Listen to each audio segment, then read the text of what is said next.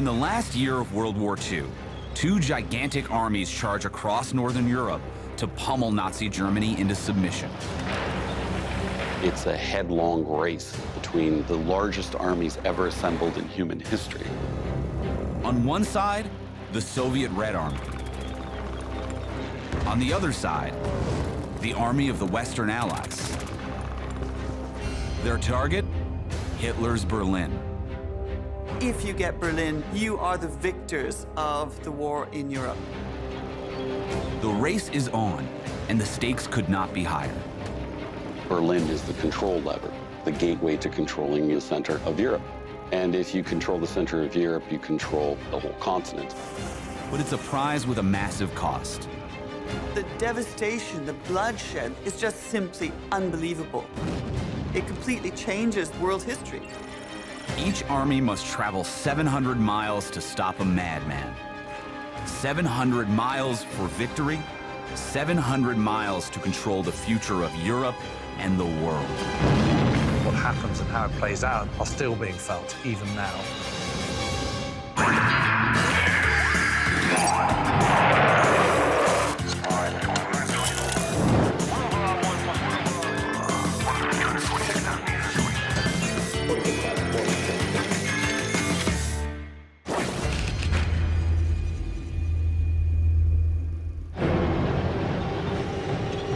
In the early years of World War II, Hitler's armies conquer most of Europe. But in 1942, the tide turns. And by the summer of 1944, Germany is in trouble and the Allies are closing in. But Hitler will not yield. Even at this stage of the war, Hitler still has this complete grip on Nazi Germany. Toppling Hitler all depends on the number 3. Of the alliance of nations that come together to oppose Nazi Germany, 3 countries will determine the outcome of the war and the future of Europe. Of course, there are other countries involved as well, but the big 3, the United States, the Soviet Union, and Great Britain, are the most important. The big 3 confirmed: Roosevelt, Churchill, and Joseph Stalin. The strength of the alliance of these 3 nations is vital, but they're not exactly best buddies. They're tactical allies for the sake of winning the war. But the relationship between the Western Allies and the Soviet Union is far better characterized by, frankly, hatred in a lot of ways. Soviet leader Joseph Stalin, who sentenced 1 million of his own people to death during the Great Purge, has a bit of an image problem. Stalin is a despotic dictator. He's an absolute monster. UK Prime Minister Winston Churchill, in particular, has no love for the man or his politics. Churchill's view was that Stalin was a really disgusting, horrible figure. Churchill was decidedly anti-communist. He was absolutely against the political Sovietization of Central and Eastern Europe. Stalin, for his part, has more than 8 million reasons to resent his Western partners. Since 1941, Stalin and the Soviet Union have done the majority of the fighting against Hitler's army. It's been a bloodbath. 8.1 million members of his Red Army are dead, missing, or taken prisoner. 10 times what the USA and the UK will suffer over the entire war combined.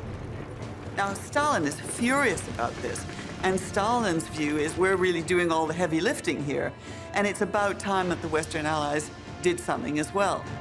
Now, he's finally going to get his wish. The Western Allies, the United States, the UK, and Canada, have plans to launch an unprecedented invasion into France from the west. Meanwhile, Stalin's Red Army continues to push from the east, and the end goal for everyone is the same. Berlin is the target, the lair of the fascist beast. Each side will fight through about 700 miles of heavily defended enemy territory. If you walked non-stop, you could cover that distance in 183 hours. It will take these armies 11 months, an average of 0.09 miles per hour, or about half the speed of a sloth. Nobody's expecting this to be easy. The Germans are notorious for their defense, notorious for fighting back. But this is not just a fight against two fronts of Hitler's Reich. It's a competition between East and West for a much bigger prize. On the one hand, there are smiles and agreements, but both sides are actively preparing for what comes next. Really, it's very much an ideological contest between Soviet communism versus capitalism and democracy, with Berlin being the center of that objective.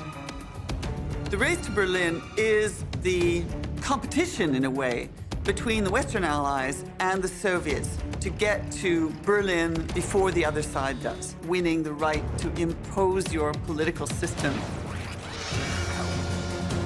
The race is set. Each side will have 6 months to build up their strength before the coordinated assault begins. The Soviet Red Army will be directed by none other than Stalin himself, since the ruthless dictator has some trust issues. 23,000 of them. Stalin doesn't trust anyone on the planet. You know, he's suspicious of everybody. I mean, anyone who kills 23,000 officers in his army before the outbreak of the Second World War, that's pretty paranoid. Commanding the Western Front is General Dwight Eisenhower. Eisenhower is a much different leader than Stalin. People actually like Ike. Eisenhower is a really good man. You know, he's decent, he's honorable, so they're quite different characters. On the eve of the Allied invasion of Europe, there's a big number on Ike's mind, 50%. It's at the heart of the most difficult decision he will make in the war. As an ambulance driver during the London Blitz, Kay Summersby witnessed the darkest days of the war. Now, 3 years later, on the evening of June 5th, 1944, the 35-year-old is driving General Eisenhower's staff car out to Greenham Common Airfield. Eisenhower decides to go to Greenham Common, where the 101st Airborne Division, the Screaming Eagles, are about to make the trip over to Normandy. Eisenhower made a point of going and seeing most units in his army as much as he possibly can, which is quite unusual for a senior commander. A nurse tries to hand the general a cup of coffee, but his hands are shaking too much to hold it.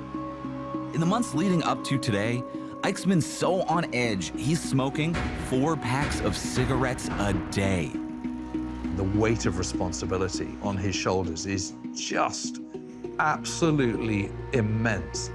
This is the burden of high command. Walking among the 1,430 paratroopers, Eisenhower stops to speak with Lieutenant Wallace Strobel, jump master for plane number 23. They don't talk about the fact that the entire war hinges on this mission. Instead, they talk about fishing. Today is Strobel's birthday. The young man from Michigan has just turned 22. For him and the entire 101st Airborne, this will be their first combat deployment. In fact, only 4% of all invasion force divisions have seen combat. Someone like Eisenhower, a humane man who values the lives of every single young soldier that is going into battle. He's inevitably going to be wondering how many of them are going to be alive the following morning.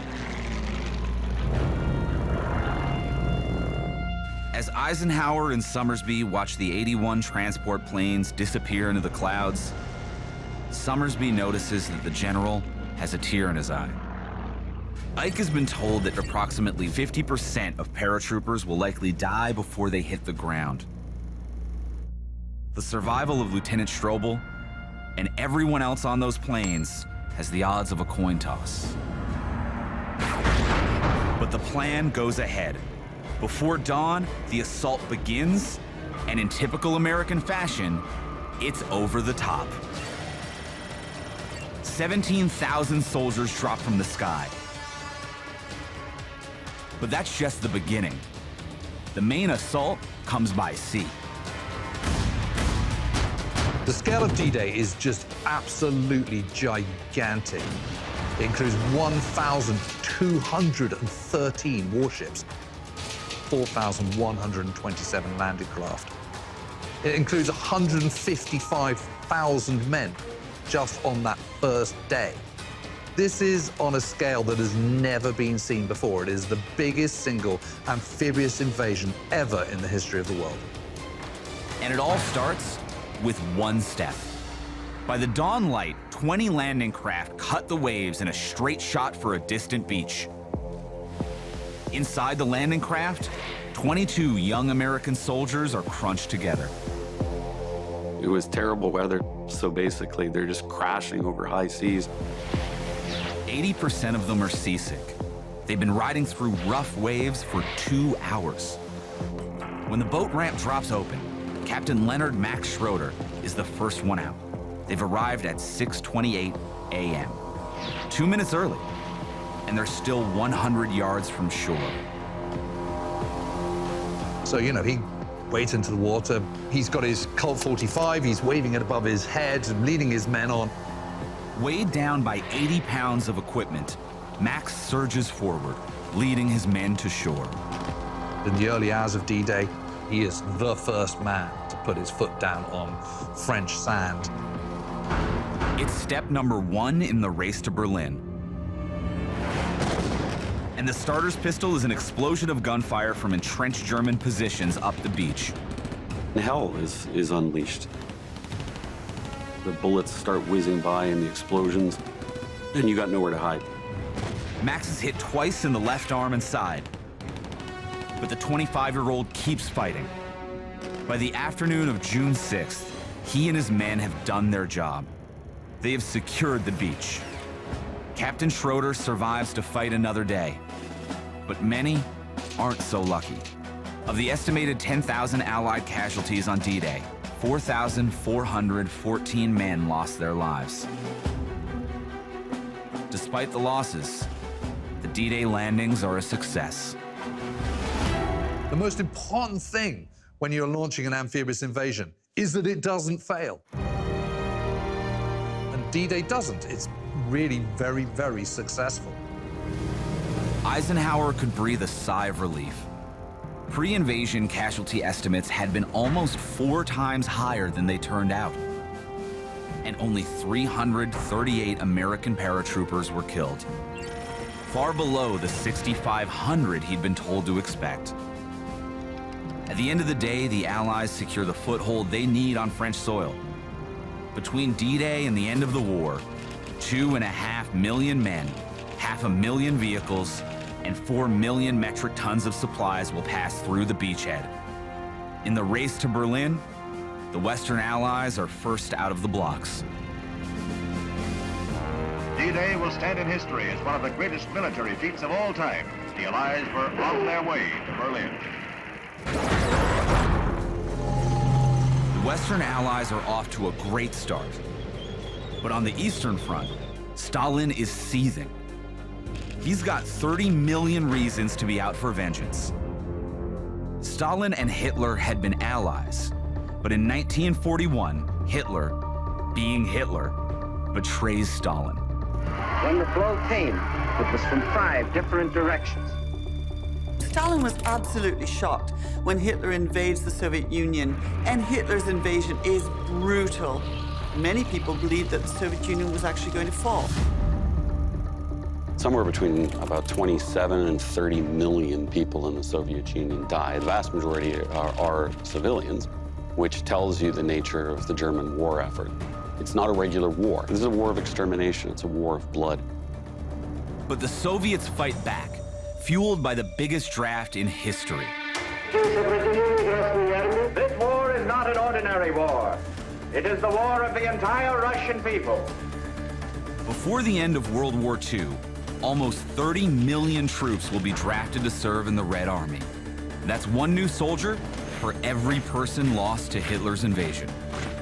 A lot of young men weren't properly trained, didn't have proper uniforms. They had bad equipment. They were taken from their villages and just said, okay, you're going to the front line now. You have to fight because we need you. In June of 1944, with his army now replenished and the Western Allies' invasion of Europe underway, it's time for Stalin to strike in the east. Bagration is Stalin's plan for the Great Summer Offensive of 1944, the largest, bar none, single Allied campaign in World War II. On D-Day, the Western Allies' invasion force numbered approximately 155,000. But that's nothing compared to the number Stalin has. He begins his race to Berlin with a force more than 10 times bigger. Stalin gets together over 2.3 million men. We're talking thousands of tanks, thousands of trucks, thousands of aircraft. It's absolutely massive. Hitler, by this point, has around about 1 million troops on the Eastern Front. They're setting up this horrific defense that the Soviets are going to have to go through. Stalin's problem isn't the number of men he's got, but how to hide the fact that he's got so many. The goal? Catch the Germans off guard. What Stalin wants is to try and hide from the Germans that, there is this storm of steel coming their way.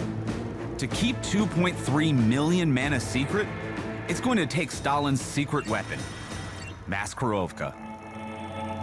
Maskirovka is a Russian word for disguise or deceit. Stalin does a number of things in order to deceive Hitler, having fake radio signals, having fake army groups, which don't really exist. Stalin's ploy is to make it appear the attack will come in the Ukraine, when he actually plans to attack further north, in Belarusia. Hitler, of course, was no military strategist. The Germans are duped. They move huge numbers of German tanks to the south, and that left them virtually defenseless. Stalin is about to find out just how long he can keep his 2.3 million men a secret. The Germans had laid these vast minefields on their front in order to prevent the Soviets from coming through. In the dead of night, on the Belarusian front, 21-year-old Pyotr Mikhaev slips between trees, careful not to make a sound. The work that Pyotr and his team are doing is incredibly dangerous. Deactivating minefields in preparation for the invasion of Bagration. Pyotr clips barbed wire and pulls it away, creating a safe channel for troops in the rear to move through. These young men had to crawl out into these minefields and very, very carefully try and find out where they were and then deactivate them by taking them apart. To do it in the dead of night, where you can't see anything, you can't communicate, you don't know where the mines are, was enormously dangerous work. Many of Pyotr's brothers-in-arms will be killed in the attempt. But by the time they are done their work, the front has been cleared for Stalin's surprise assault. Hitler is still none the wiser. But how much time does Stalin have before he is? Vasily Yermolenko is on the front line, ready for the attack. Like every Soviet soldier, after 3 years of fighting for survival, he's exhausted, physically and mentally. Even his boots are falling apart. And yet, Bagration comes along, and this gives them all this tremendous boost of hope. Because finally, this is the chance that they're going to actually be able to show the Germans what they've got. On June 22nd, it begins. Battle begins early in the morning, and it begins with artillery barrage.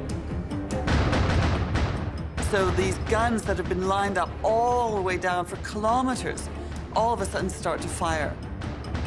32,000 pieces of artillery open up on German defenses, firing a total of 192,000 metric tons of ordnance. The Germans are just all of a sudden faced with this massive barrage pounding down on them. And the Germans don't know what hit them because they weren't expecting this at all, and then they become terrified. After the artillery, the Red Army, Yermolenko included, surges forward. Waves and waves of troops smashing into the Germans. They scramble and try to fight back, but it really doesn't help. They start to surrender.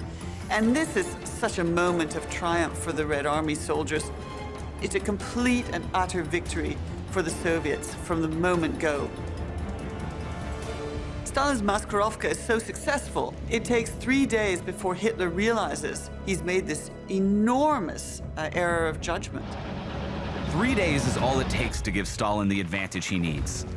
All along the Eastern Front, the Red Army pushes into occupied territory, rapidly gaining ground. Stalin takes back all the territory he's lost since 1941, and then some.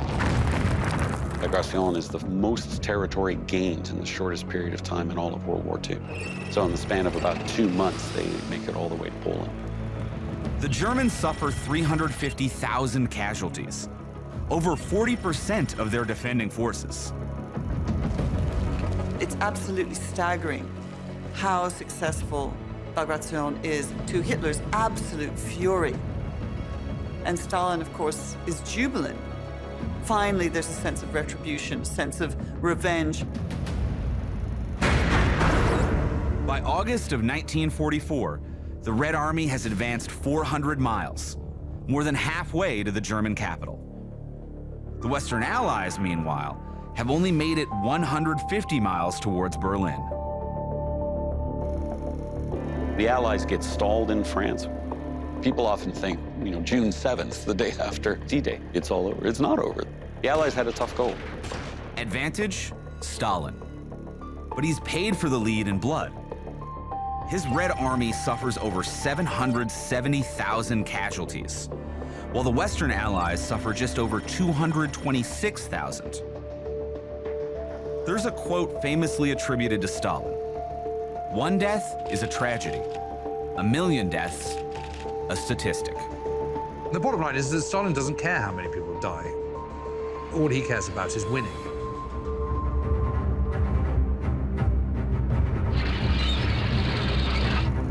Commanding the Western Front, Eisenhower has been taking a more measured approach on the road to Berlin than Stalin. In terms of character, in terms of personality, you almost couldn't find two people more opposite. Because Eisenhower is very cautious, he's very concerned with the welfare of his own men and women. After the success of D-Day, the Western Allied armies get bogged down by heavy German resistance in Normandy. Allied bombing, followed by overwhelming forces, is what actually breaks them. And the American forces burst their way through that hole. The Western advance is finally picking up steam, and Eisenhower is hoping to make up ground in the race to Berlin.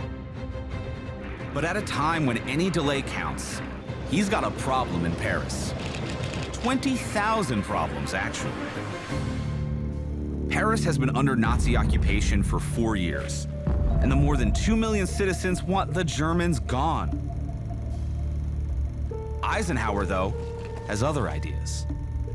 In the pre-invasion planning, Eisenhower had never had any intention of fighting for Paris. The plan was to bypass Paris. It's not a major military objective for the Allies. It's only in French minds that Paris is important. With the Germans' attention on the Allied invasion, the French resistance make their move. There is this uprising by the French resistance that starts on the 19th of August, 1944. It's a bit of a ragtag army, armed with whatever they can get their hands on, but it's quite sizable. The resistance has up to 20,000 fighters determined to help liberate Paris, which puts their numbers on par with German occupiers. But they only have 600 guns, one for every 33 fighters. Despite being badly outgunned, the resistance have the backing of the people of Paris. But the Germans don't back down. Hitler is insisting they fight for every yard. And so it's quite vicious fighting, and there are a number of casualties. Eisenhower and his generals have been keeping an eye on Paris and the rising body count. 2,000 Parisians and 800 resistance fighters killed, thousands more wounded. But diverting troops from the front line to help risks stalling their advance to Berlin. Very quickly it becomes clear that they simply can't let this turn into a kind of bloodbath. They're gonna have to do something about it. Eisenhower says, yes, okay, we'll send in the troops. 2 days later, Allied troops enter Paris, and the tide of the uprising turns in favor of the resistance. But there's still one more wrong left to right. When the Germans first took Paris in 1940, they ordered a French firefighter to hang a swastika from the top of the Eiffel Tower. He complied, but swore he would take it down one day. Redemption is never easy. For Lucien Sarneguet, it will take 1,671 steps. August 25th, the battle for Paris is raging. The city is in chaos, but Sarneguet is singularly focused.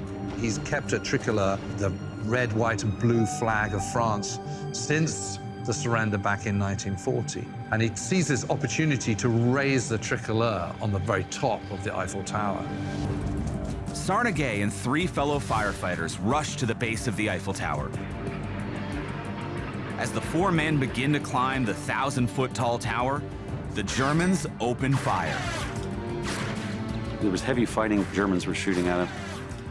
And then he saw another team of Frenchmen doing the exact same thing. So it became kind of a foot race. Sarneguet rushes to close the distance. Gasping for breath, the 45-year-old reaches the last of the tower's 1,671 steps to see his competition raising their own tricolor in place of the swastika. Sarneguet swore he'd be the one to do it, but in the moment of seeing the French flag flying once again, his disappointment gives way to elation. It was never about him. This was about France. You're not just raising one flag, you're taking down the flag of your oppressor. So in a way, that raising of the tricolor on the Eiffel Tower is the moment that Paris is liberated.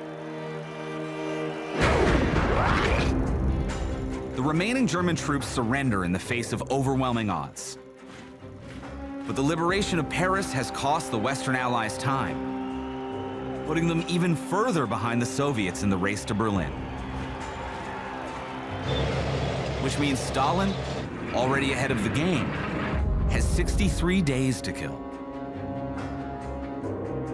At the start of August 1944, Stalin's Red Army is approaching the Vistula River.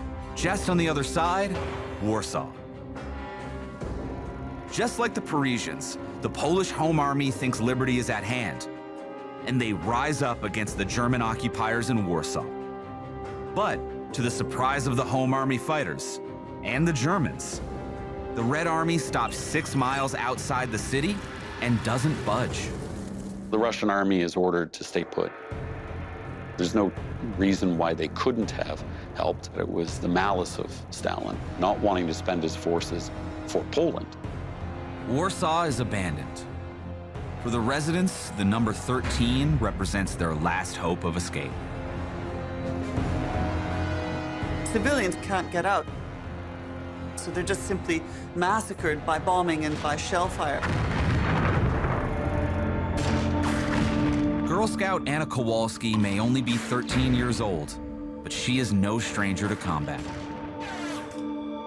The AK, the Polish Home Army, was very much a young people's movement made up of people in their teens and early 20s. And this included young Boy Scouts and Girl Scouts. They worked as couriers, hid things in their houses. They daubed graffiti on the walls in the aid of the resistance movement. Throughout the uprising, Anna has been an essential courier, dodging German gunfire and leaping barricades. Now she has her most difficult task, 40 feet below the city, in a river of filth. The Home Army have used the sewer system in Warsaw throughout the Warsaw Uprising to move around the city underground. Girl Scouts, who of course were very small and very slim, could work in the sewers, and they were the ones who actually mapped out the routes through the sewers. Desperate to escape German artillery, Anna leads people in groups of 50 through the maze of tunnels. Below, it's almost pitch black. Some lose consciousness because of the smell and have to be carried, and for those carrying them, the journey takes 5 hours. At last, they reach the exit manhole, gasping for fresh air. Behind them, Warsaw burns, and just across the river, the Red Army watches it all happen. In 3 days, over 5,000 Poles escape bombardment before the sewer entrance is destroyed. But thousands more are left behind to face Nazi wrath. In the end, after 63 days, the Germans have managed to take Warsaw, fiercely crushing the Warsaw Uprising. All this time, the Red Army remains effectively at a standstill. For Stalin, it's a calculated risk. He can kill 2 birds with 1 pause, allow the Red Army to resupply before the push to Berlin, and also set the stage for his post-war ambitions. Politically, it's in Stalin's interest to see the destruction of Warsaw. Stalin's making it very clear what he wants out of this war, and he wants Central and Eastern Europe to be under Soviet control. He wanted to eliminate Polish resistance to make sure that the resistance that the Soviets would face was gone.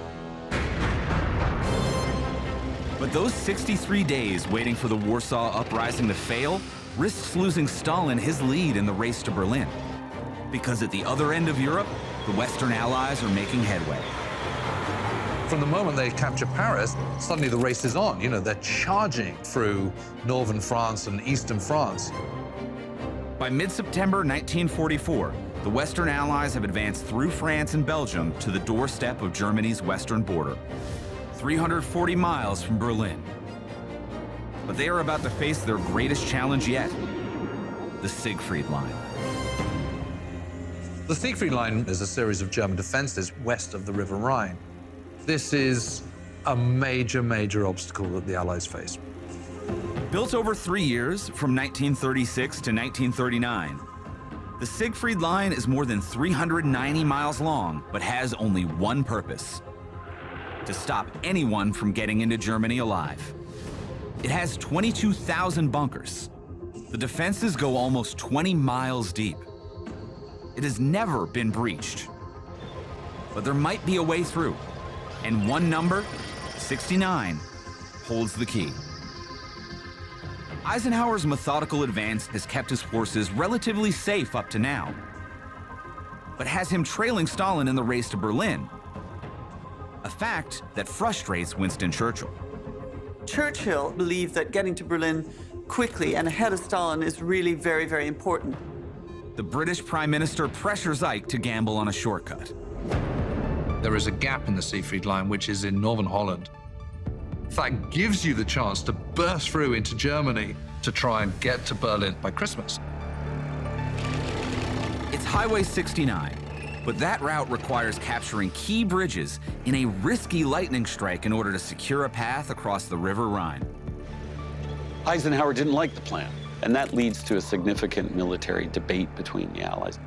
But war isn't always about military strategy. It's often about political strategy, too. In the end, Eisenhower agrees to roll the dice with the largest airborne operation in history. Operation Market Garden is the Allied effort to try and force a way through around the northern edge of the Siegfried Line. On September 17th, 34,600 men are airlifted into combat in an attempt to break through German lines. But after only 8 days, the Allies suffer 17,000 casualties and are forced to withdraw. Market Garden was a giant gamble, and it failed. And it cost sizable losses for the Allies. Highway 69 gains the nickname Hell's Highway. Eisenhower took a risk and it cost him. Now he knows they can't go around the Siegfried Line. If the Allies want to get to Berlin, they'll have to go through it. The Battle of the Hürtgen Forest is just one of a series of battles that takes place all along the Siegfried Line. It's one of the most heavily defended spots on the line. 54 square miles of dense woods, deep ravines, and high ridges. And the Western Allies' biggest enemy? A 100-foot-tall pine tree times several million. The whole Allied way of war is to use firepower, tanks, and vast amounts of artillery. But in a dense pine forest, how do you do that? The infantry have got to actually gain the ground. November 14th, 1944. 20-year-old Private Floyd A. Fulmer advances through the thick forest. Everything is silent. As he inches forward, he is surrounded by the bodies of those who came before him, reminding him of just how deadly this place is. Suddenly, the trees come alive with gunfire, mowing down the men as they stumble and dive for cover. Fulmer scrambles to make it to a foxhole, but it's too late. He's hit. His body drops lifeless to the ground. The rest of his squad is forced into retreat. In the chaos, Fulmer's body must be abandoned. Afterwards, he is listed as missing and presumed dead. One more fallen soldier in a forest filling up with them. By the end of the Hurtgen Forest campaign, on December 16th, 1944, an army of 120,000 will suffer 33,000 casualties, a rate of 27.5%. We look back on these things and we say, well, eventually they won, but we often forget that it came at significant cost. In all, the Siegfried Line will cost the Western Allies 250,000 casualties and stall their advance on Berlin for months.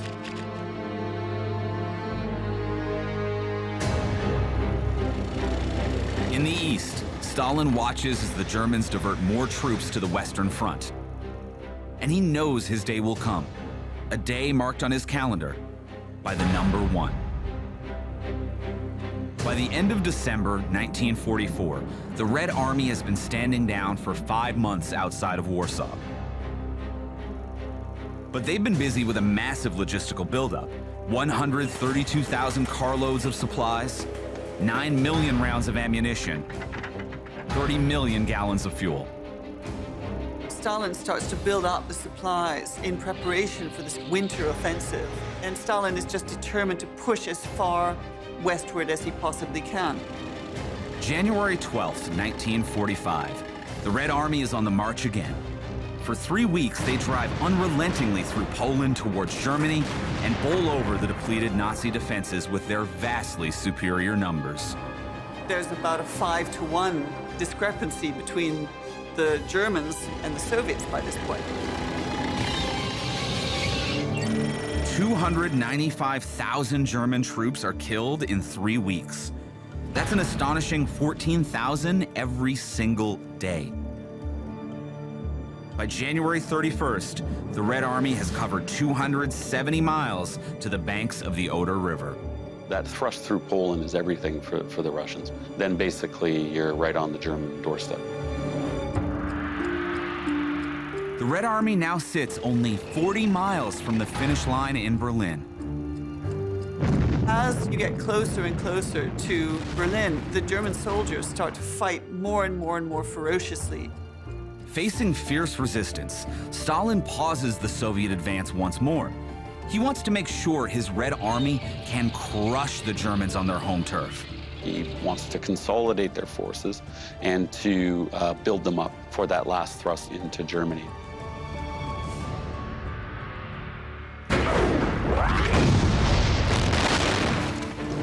February on the Western Front. The Allies are finally past the Siegfried Line, battling their way into German cities and towns on the banks of the River Rhine. By the end of March, they've crossed the Rhine and are into the German heartland. In March 1945, it's clear to Eisenhower that Hitler doesn't have a hope of winning.